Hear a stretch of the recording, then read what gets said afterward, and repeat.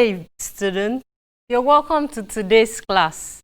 I am super excited to be here again, and I want to really appreciate as many of you that have been following us on this CRSM School in the Hair. I want to believe you've been learning so many tangible things, and I want to please beg you to keep these things and apply them in your daily life.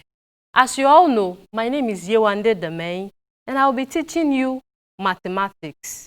In our previous class, we started factorization of quadratic expression. Today, we'll be bringing that to conclusion. But before then, let's quickly look at the solution to the assignment I gave you in the last class. The question says you should factorize x squared plus 9x plus 20. I want to believe you did that, and I'm sure you get the correct answer. Let's see. So the first step is to open two brackets in which you insert x in the two of them, because you know for you to have x squared, x must have been multiplied with x. So having done that, the next thing is to look for two numbers such that their product will give us plus 20 and their sum will give us plus 9. What two numbers can you think of that when you multiply them together, you have plus 20, and when you add them together, you have plus 9? Yes, I want to believe you said plus 4 and plus 5.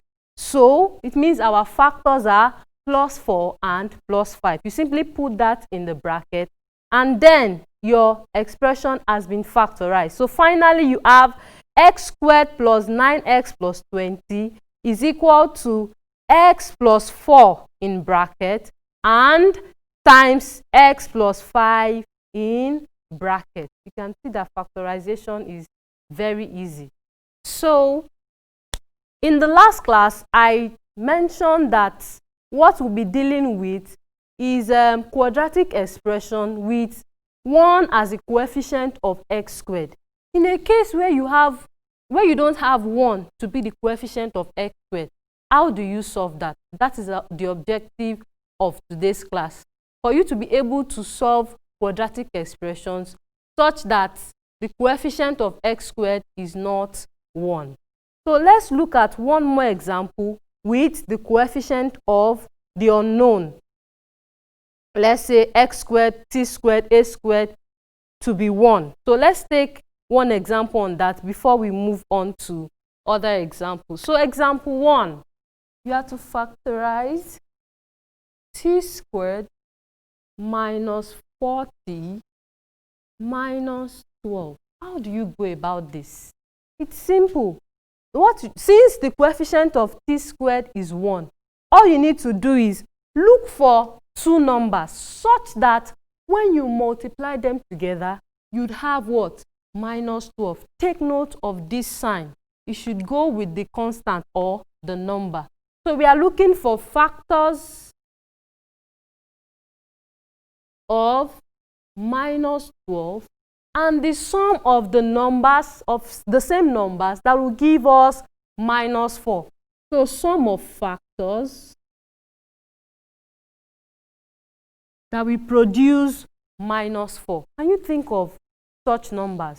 Okay, let's start with, of course, you know that for you to have minus 12, minus here, for you to have the product of two numbers giving you minus, simply means that the two numbers must have different signs. That is, if one is positive, the other one will be what? Negative, because we remember that plus times minus is minus, or minus times plus is what gives minus. So here, can you think of two numbers such that one is positive, the other is negative, that when you multiply them together, you have minus 12?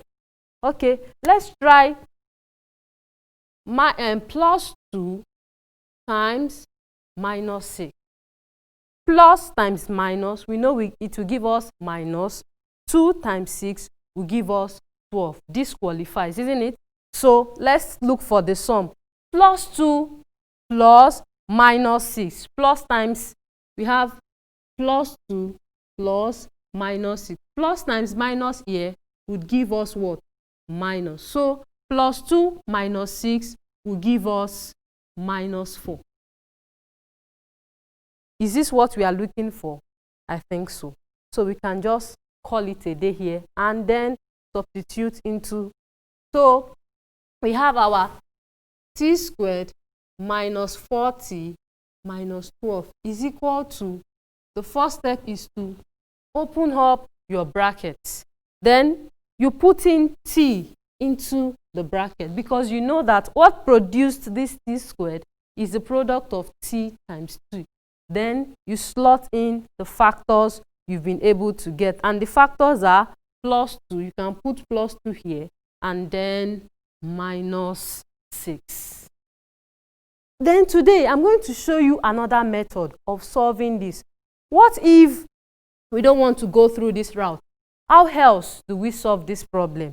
We start from here again. Since we know our factors to be plus 2 and minus 6, what then do? We can substitute these factors here. What do I mean? We have t squared minus, we know minus 40. We can split minus 40 into plus 2t and minus 6t. How do I mean? Let me put this in here. So we have plus 2t minus 60. Then we have minus 12. This 40 has become this. So we have plus 2t minus 60. We know it will definitely give us minus 40. So now we need to factorize this by grouping. How do I mean? You group them in pairs. You take them 2 terms and then 2 terms. Then you factorize each of them. So let's factorize. Factorization, you know, it means that you bring out the highest common factor. And then whatever you have left, you write in bracket. So can you tell me what is common to these two terms? You observe that t is what is common to them. So you bring out the t and write whatever you have left in bracket. If you divide t by t squared, you'll be left with t. So you write that down. Then you have plus, if you divide t by 2t, you are going to be left with 2. So you write that. Then you come to the next part. What is common to these two terms? Also, we have minus 6. This is a little bit trickish, but pay attention, you will get it. Now that you factor out minus, we have minus 60 here. Minus 6 has been factored out. Here you'll be left with what? T. Here you factored out minus 6 from minus 12. What will be left? Let's look at it. We have minus 12 divided by minus 6. 6 here 1, 6 here 2. Then the minus takes care of itself. So it means that here we'll be left with what? Plus 2. Because the minus is no longer there. So this will be what? Plus 2. And finally, since you see in these two terms that we now have, this t plus 2 in bracket, they are both common. So you can factor that out. So we have this and we have this common. So we bring that out.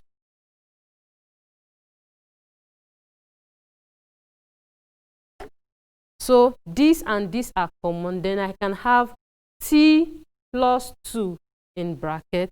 Then what do I have left of this term? It's t. I put that also in bracket. Then minus 6. So I can say that t squared minus 40 minus 12 can be factorized into t plus 2 in bracket, t minus 6 in bracket. I believe that is clear. Thank you for always following. Let's move on to example 2. And in that example 2, we'll be dealing with the coefficient of x squared that is not 1. It could be greater than 1 or less than 1. Example 2 says we should factorize the expression 3x squared plus 10x plus 7. How do we solve this question? Now, the simple thing is for you to be able to look for the number the number that you have to get the product, you first of all need to multiply this 3 by 7. You multiply the coefficient of x squared by the constant. And we know 3 times 7, this 3 is positive and this 7 is positive. This is going to give us plus 21. So we need to look for two numbers such that when you multiply them together, we are looking for factors of plus 21 and the sum of factors that will give us what? Plus 10. Just the same technique like what we've been doing before. So we are looking for two numbers such that when we multiply them together, we have plus 21, and when we add them together, we have plus 10. This is plus 10. So can you think of two numbers such that when you multiply them together, you have plus 21, and when you add them together, you have plus 10. Of course, you know that for you to have plus here, the numbers must carry the same sign. That is, you could have minus a number times minus another number, or plus a number times plus another number. So which numbers do we think of? We know that, let's start with minus 3 and minus 7. Minus 3 times minus 7. Minus times minus, we know it will give us plus. 3 times 7, we know it will give us 21. So this qualifies for this side. But let's check out the sum. If we have minus 3 minus 7, like I said in the previous class, minus, just assume you whole. So we have minus 3 plus minus 7. What will this give us? You are owing 3 naira and you are owing 7 naira. At the end of the day, you'll be owing how much altogether? That's 10 naira. So we have it that this minus 3 minus 7 will give us minus 10. This is not what we are looking for. What we are looking for is plus 10. So let's check that of the positive numbers. So let's do for plus 3 times plus 7. Plus 3 times plus 7 definitely will give us 21. So let's check for the sum. Plus 3 plus 7, we know will definitely give us plus 10. So it means that this qualifies, or this is the required solution. So our factors then are plus 3 and plus 7. Having known this, what's the next thing to do? You replace this 10x, this middle term, with plus 3x and plus 7x. So we rewrite this equation as, this expression. I already told you the difference between an expression and an equation. So this is an expression. So we have 3x squared plus, instead of 10x, I now have 3x plus 7x, then plus 7. I have replaced the 10x with plus 3x and plus 7. I hope you are following me. So the next thing is we factorize by grouping. And how do you group? In pairs. So you group these together and factorize, and then you group this together and factorize. So let's look for what is common between these two terms. Let's look for what is common between these two terms. If you look for the highest common factor of 3x squared plus 3x, you observe that is what? 3x. I think I already explained that in our previous edition. So we have 3x in brackets. Now if you divide 3x by 3x squared, what would you be left with? I believe you said x. So we have x here. Then if you divide 3x by 3x, what will you be left with? 1, of course. So we have plus 1 in bracket. Then plus, what is common between these two terms? 7. So you write 7. Then 7 divided by 7x, we have what? X left. 7 divided by 7, we have plus 1. Then if you look at this, we can't stop here. There's something common between the two of them, which is what? Plus x plus 1 x plus 1. We have to factor that out also. So at the end of the day, since this is common to the two terms, we factor that out to give us x plus 1 is common. Then whatever is left of this expression, you put them in another bracket. So of this, we have 3x left, then plus 7. You see? So this is the final answer to this question. We've succeeded in factorizing 3x squared plus 10x plus 7 to be x plus 1 in bracket and 3x plus 7 in brackets. I believe this is clear.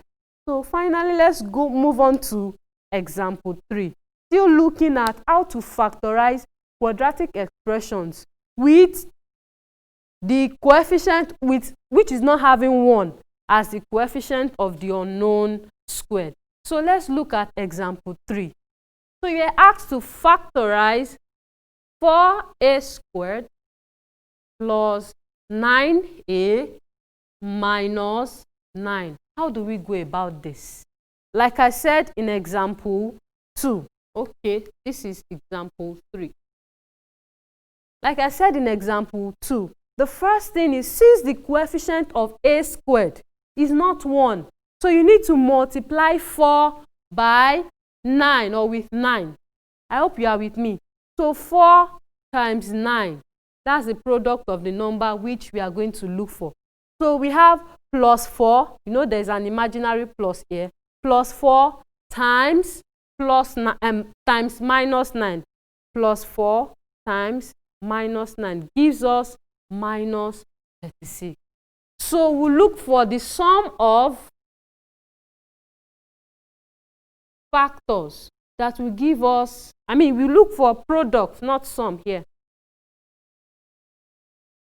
We look for a product of factors that will give us minus 36 and the sum of factors that will give us plus 9. I believe you're following. Plus 9.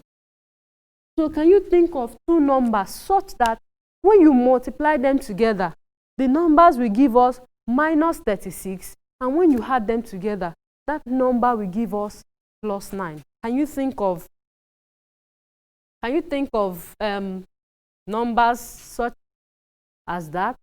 And of course, since you have minus 36 here, you should know that those two numbers should carry different sign. That is, if one is positive, the other will be what? Negative, because you know that it's plus times minus or minus times plus that gives us minus. So two numbers that one will be positive, the other will be negative, that will give us minus 36 if we multiply them.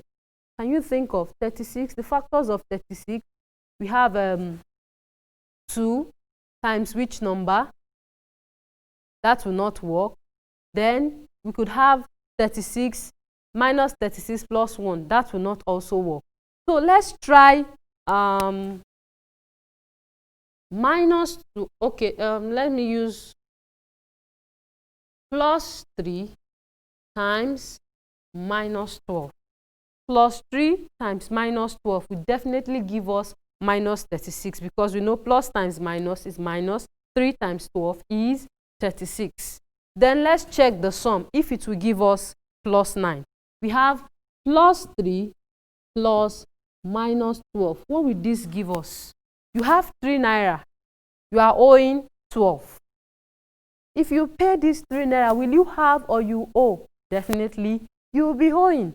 So, an owing, I told you to assume it to be negative. So, how much will you be owing if you pay 3 naira of the 12 naira you are owing? You still be owing 9. So, this will definitely give us minus 9. That is not what we are looking for. We are looking for plus 9. So, let's alternate the sign and see what it gives us. So, let's try minus 3 times plus 12. Plus times minus times plus, we know gives minus. 3 times 12 gives 36. But let's check the sum aspect. Plus 12. You are owing 3 naira and you have 12. So minus 3 plus 12, or you say 12 minus 3 would give us plus 9. So it means that the factors we are looking for are -3 and +12. Then you need to substitute it into the expression and then factorize. So let's move on. We have 4a squared. Instead of 9a, we can represent this with what? -3a and +12a, or you do +12a minus 3a, whichever ways you arrive at the same answer. So we have -3a plus 12a. We have replaced this plus 9a with this. Then the last number we have there, -9. So the next thing is factorize this by grouping. So we group them in pairs, this and this and that and that. So having done this, then we can now bring out the common factors. So what's common between 4a squared and -3a? The highest common factor, of course, is a. So we bring out the a and put whatever we have left in the bracket. So if you factor out a, what are we going to be left with here? Of course, it should be 4a. Or you do 4a squared divided by a to give you what is remaining. So we have 4a there. Then if you divide a by 3a, what will you be left with? That will be -3. A has been factored out. And I also mentioned in the previous edition that you should be able to expand so that you'll be able to check if your answer is correct or not. So here, the next group, let's factorize them. What is common between them? +12a and -9, of course 3. So we bring out the 3, plus 3 in brackets. If we factor out +3, what are we going to be left with? We have 4a. Then +3 has been factored out from this. So what are we going to be left with? 3. So let's even see if this is correct. +3 times 4a gives us +12a. Plus times minus is minus. 3 times 3 is 9. So we are on track. So the next thing is to, since this and this, we can see that it's common to both terms. We can factor that out. So finally, we have 4a minus 3. Then whatever is left, we'll put that also in brackets. So here we have what? A and plus 3. So 4a squared plus 9a minus 9 can be factorized into 4a minus 3 in bracket and a plus 3 in bracket.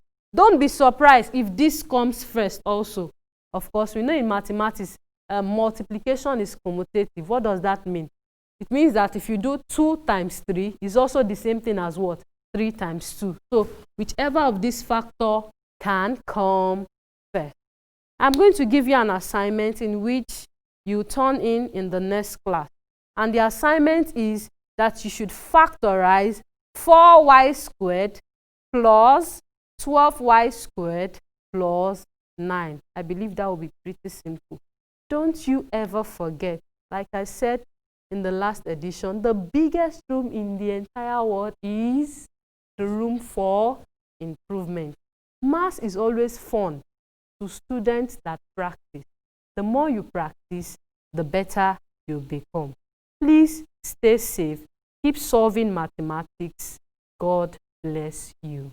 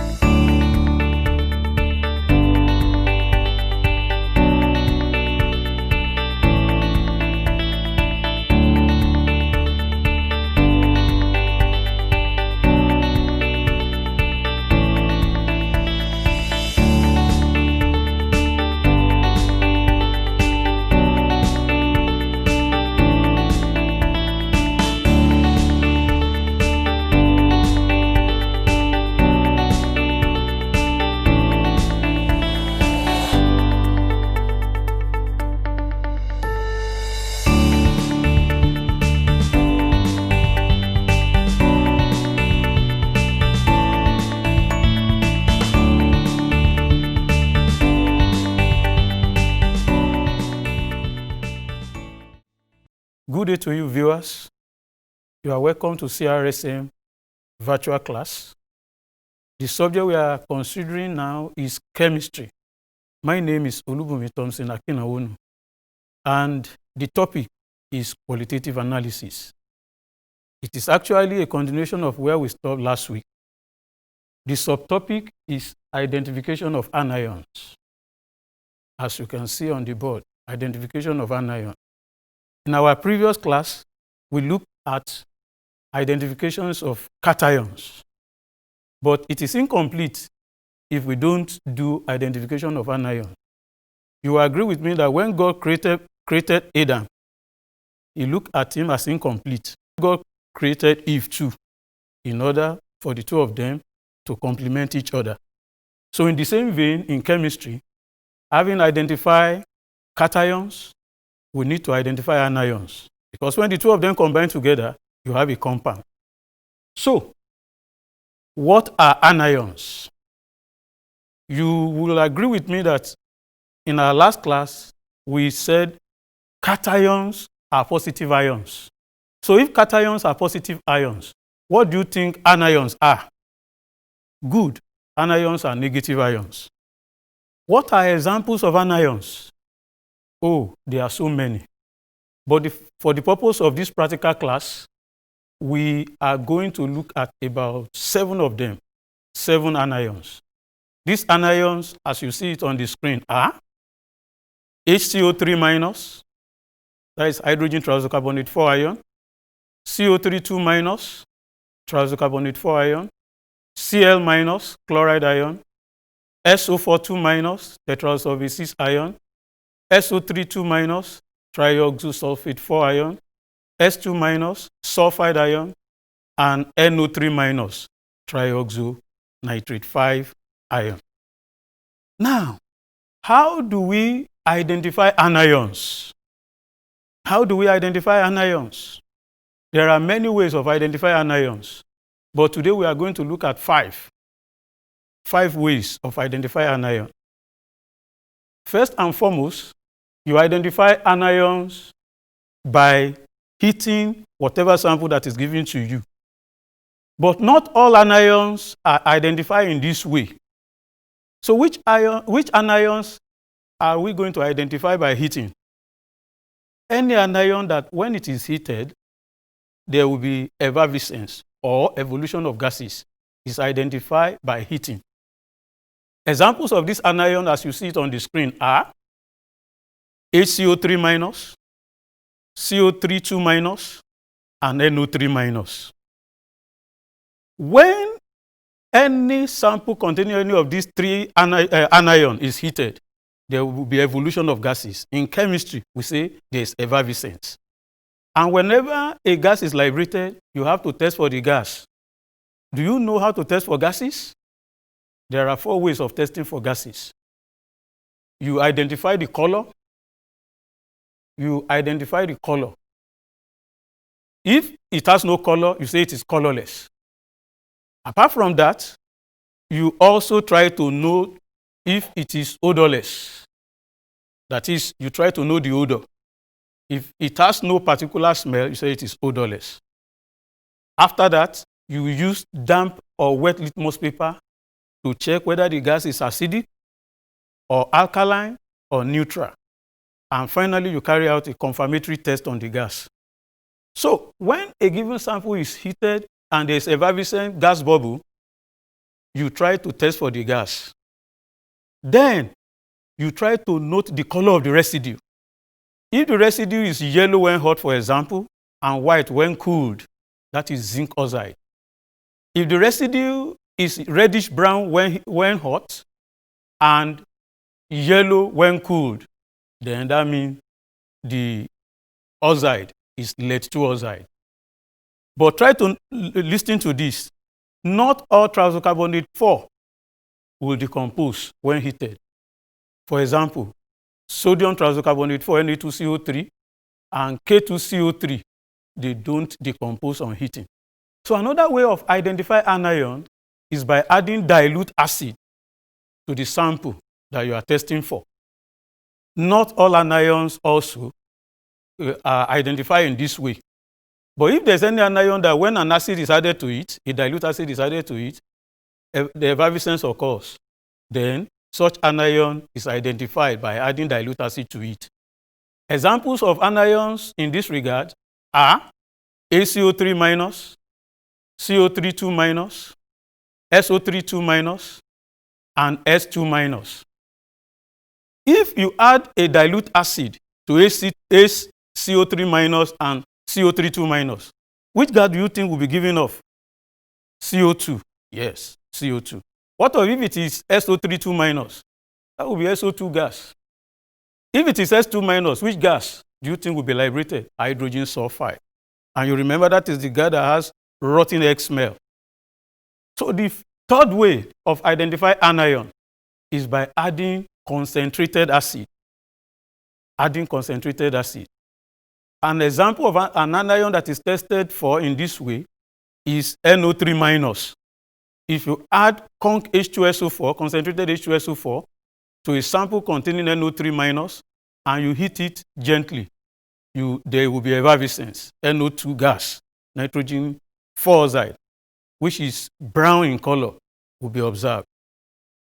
The next way of testing for anion, which is the fourth way now, is by adding precipitating agent. I'm still coming back to this because we are going to demonstrate it practically. And the fifth way of testing for anion, of identifying anion, is by adding any chemical reagent that is not a precipitating agent. You add other chemical reagents, but this time around, the chemical reagents are not precipitating agents. For example, if you want to test for NO3 minus by brown ring test. Have you heard of brown ring test before? It is a test you carry out to know whether NO3 minus, which is an anion, is present in a compound. How do you carry out this? You add freshly prepared FeSO4 to the sample you are having in a test tube. You slant the test tube. You see the procedure on the screen. Carefully you add conc H2SO4 down the wall of the test tube. And by the time you look at it, there will be a brown ring at the junction of the acid and the aqueous layer. So we have come to the area where we are going to demonstrate practically now.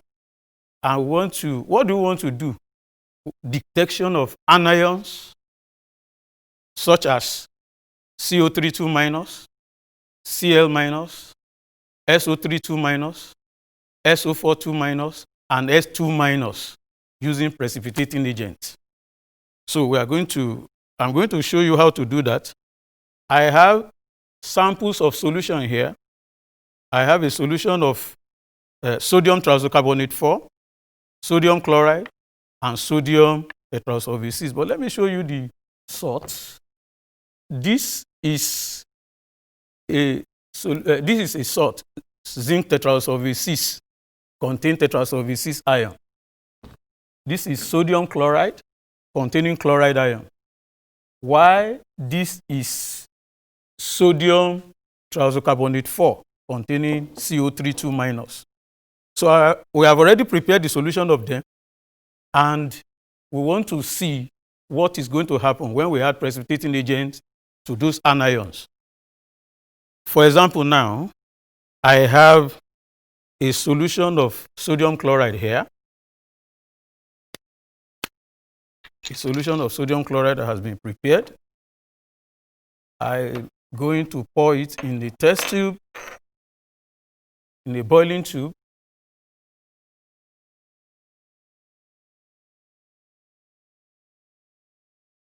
This is sodium chloride, a solution of sodium chloride. We want to add precipitating agent. Don't forget, example of precipitating agents are AgNO3, is AgNO3, silver triazonitrate 5. Barium chloride is another precipitating agent, BaCl2. Another precipitating agent that I don't have here is lead 2 triazonitrate 5. But if you want to test for chloride, the precipitating agent that we are making use of is silver triazonitrate 5. Of course, I've told you in our last class how to write our observation the test, the observation, and the inference. It must be in a tabular format. Test, observation, and inference. You will see it on the screen as we continue with the test. Now, I want to add AgNO3 to it. What do you see? What do you observe? This is a white precipitate. So under test now, if you look at the table, this is a solution of X. I call it X. So X plus AgNO3 under test. Under observation, what do you have? There is a white precipitate. Now under inference, inference is the conclusion. What is the conclusion from this now? The conclusion is that Cl minus or CO32 minus is present because the two of them form white precipitate when silver triazonitrate 5 is added to them. But in order to distinguish between the two, Cl minus and CO32 minus, let me put this one here and try to do for triazocarbonate 4 now. This one contains sodium trioxocarbonate 4. So we want to see what is going to happen if I add the same precipitating agent to it, sodium trioxocarbonate 4. Don't forget this. This contains chloride. I've added silver triazonitrate 5 to it. There is white precipitate. This contains CO32 minus carbonate, triazocarbonate 4. So I'm adding silver triazonitrate 5 to it also. See that you have white precipitate. So you have white precipitate in both. Now let's see, how do I distinguish between the two? Take this and add AgNO3. This is the one, this is where you have chloride ion. Add AgNO3 and let's see. The white precipitate is still there. It's not dissolving. But let's see for the other one. Let's add AgNO3 to it. And you see that it's turning to colorless gradually. So when you add HNO3 to the white precipitate for chloride ion, the white precipitate remains. You see, the white precipitate is still there. But if it is CO32 minus, the white precipitate dissolves because acid react with triazocarbonate 4, CO32 minus to liberate CO2. If you put it very close to your ear, you will be hearing hissing sound, bubbles. So the next thing we do to this now, the one that contains chloride, we add ammonia solution to it. If you add dilute ammonia solution to it, then it will dissolve and become colorless like that. And you see now, it's becoming colorless. So what have we done so far? Let me explain it again. X plus AgNO3. The observation is white precipitate. The inference is CO32 minus or Cl minus is there, is present. But if you want to know which one is there between Cl minus and CO32 minus, you add HNO3, XX HNO3 to it. If the white precipitate dissolves, it shows that CO32 minus is the one that is present. But if the white precipitate remains insoluble, it shows that Cl minus is present. Now, to confirm it further, when you add HNO3 and the white precipitate remains insoluble, it shows it is Cl minus. If you now add ammonia solution to it in excess, the white precipitate dissolves, showing that it is Cl minus. So do you know how to differentiate between Cl minus and CO32 minus now using precipitating agent, using AgNO3? Another way of differentiating between them is this. You may be asked to add acid, that is acidification. They may ask you to acidify before adding the precipitating agent. You see it on the screen. What am I saying? You add the acid first before adding AgNO3. If you do that, if CO32 minus is there, it will have reacted with the acid that you are adding, which is HNO3, to liberate CO2. So by the time you now add AgNO3 to the remaining solution and you have a white precipitate, that white precipitate is due to the presence of Cl- alone. So if you add HNO3 to the white precipitate remains insoluble. If you add ammonia, the white precipitate dissolves. I believe that is clear. I'm still going to give you the summary later. But I want us now to do another test using barium chloride.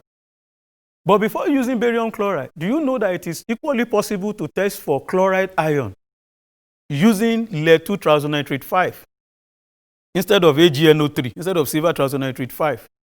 You make use of lead-2 triazonitrate 5. And that is one of the assignments I'm going to give you at the end of today's class. So let's try to identify tetrasulfate 6 ion in a solution using barium chloride. Using barium chloride. Okay. The same way, I have a solution of zinc tetrasulfate 6 here, zinc 2 tetrasulfate 6 in solution form. Pour it here. And also, we are still going to use triazoocarbonate 4 that we used the other time. Triazoocarbonate 4. This is sodium triazoocarbonate 4. You see, when you look at the two of them, they are colorless. You may be thinking that maybe it's water. This is a solution. This is also a solution. The two of them, they look colorless. Why this is zinc tetrasulfate 6? This is sodium triazoocarbonate 4.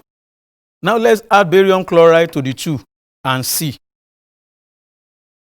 Barium chloride.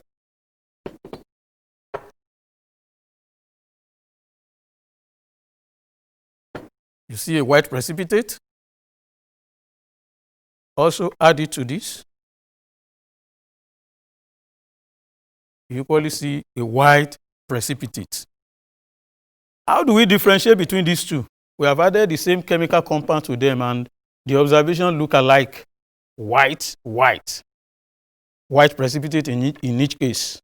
So what we need to do is to add ACl in excess to each of the solution.